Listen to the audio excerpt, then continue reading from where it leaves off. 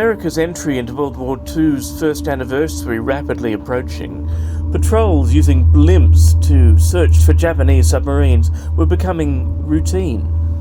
And when the L-8 took off at 6:03 a.m. on what was a clear and bright day, there was no hint of what was to come. The pilot was Lieutenant Ernest Cody, 27, and he was accompanied by Ensign Charles Adams, who was 35. And to begin with, the mission seemed routine. At 7:38, they radioed base, reporting an oil slick 4 miles off the Farallon Islands.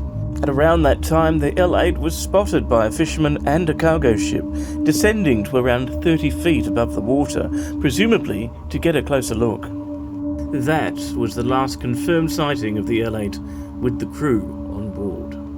At 8:50 a.m, Treasure Island radio operators reported having lost touch with the L-8, and at 9 a.m, it dumped its ballast and gained altitude, and it was off course, heading towards San Francisco.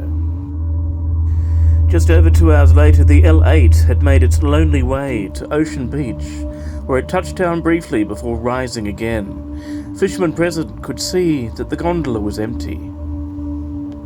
A short time later, it was spotted by golfers, progressing its way towards Daly City, before crashing into telephone poles, scraping roofs, and finally settling on the street. When naval personnel, emergency services, and curious citizens rushed to the scene, they were greeted by a mystery. The gondola doors were found hanging open. The radio was still in working order. The emergency life raft was still in its place. There was no sign of any trouble on board.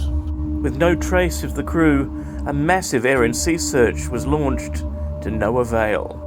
The official naval account of what might have happened was that one of the crew possibly slipped while deploying a smoke marker, and while attempting a rescue, both may have fallen into the freezing waters of the Pacific. But there are other theories.